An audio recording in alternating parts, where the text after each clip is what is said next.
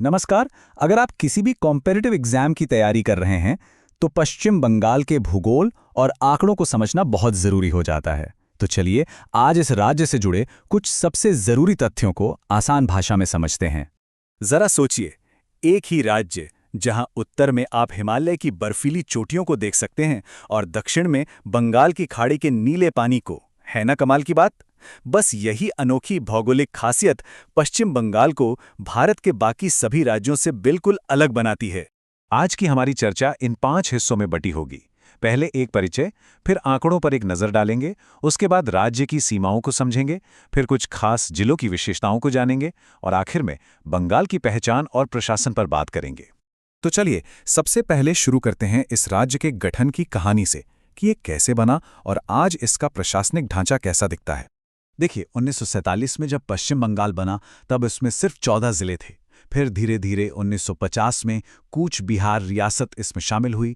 1954 में French colony रहा चंदन नगर भी इसका हिस्सा बन गया और इस तरह ये राज्य बढ़ता गया और आज यहाँ कुल 23 जिले हैं। तो ये एक लगातार विकसित हो रहे राज्य की कहानी है। तो ये तो हुई इसके बनने की कहानी। अब जरा आंकड़ों की दुनिया में चलते हैं और देखते हैं कि नंबर्स में ये राज्य कैसा दिखता है, खासकर 2011 की जनगणना के हिसाब से। पश्चिम बंगाल का कुल क्षेत्रफल है लगभग 88,752 वर्ग किलोमीटर। इस हिसाब से ये भारत का 13वां सबसे बड़ा राज्य है।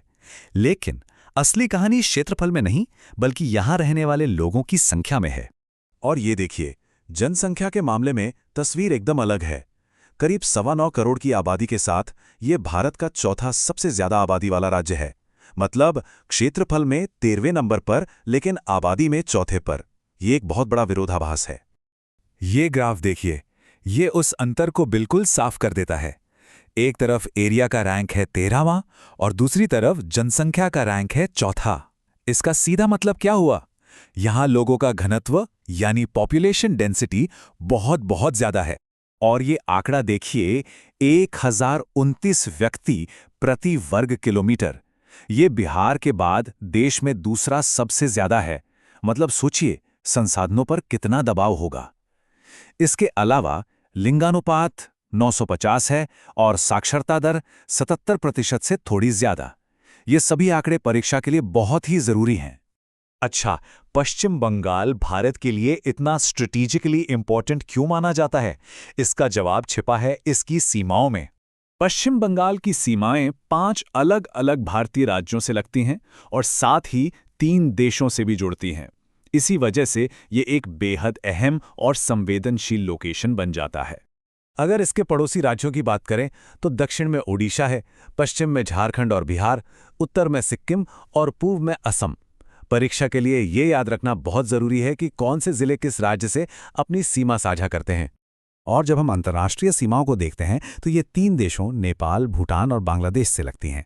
और यहीं पर दार्जिलिंग जिला बहुत खास हो जाता है। यहीं पर भारत का वो संवेदनशील चिकन नेक या सिलीगुड़ी कॉरिडोर है जो पूरे नॉर्थ ईस्ट इंडिया को बाकी देश से जोड़ता है। ये राष्ट्रीय सुरक्षा के लिए कितना अहम है इसका अंदाजा आप लगा सकते हैं। चलिए अब सीमाओं से थोड़ा अंदर चलते हैं और जिलों की कुछ खासियतों पर नजर डालते हैं। ये वो फैक्ट्स हैं जो अक्सर परीक्षा में सीधे सीधे पूछ लिए जाते हैं। सबसे पहले क्षेत्रफल। इसके हिसाब से सबसे बड़ा जिला है दक्षिण 24 परगना और सबसे छोटा है राज्य की राजधानी कोलकाता। अब राज्य के चारों कोनों को जान लेते हैं। सबसे उत्तर में है दार्जिलिंग, सबसे दक्षिण में है दक्षिण 24 परगना, सबसे पश्चिम में पुरुलिया और सबसे पूर्व में अलीपुरद्वार।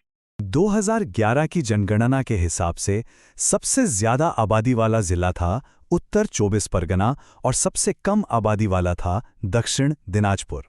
हाँ, एक बात याद रखनी होगी कि 2017 में कालिम्पोंग एक नया जिला बना, तो अगर आज के हिसाब से देखें तो वो सबसे कम आबादी वाला होगा। और हाँ, जब भी हम दक्षिण 24 परगना का जिक्र करते हैं तो सुंदरबन को कैसे भूल सकते हैं?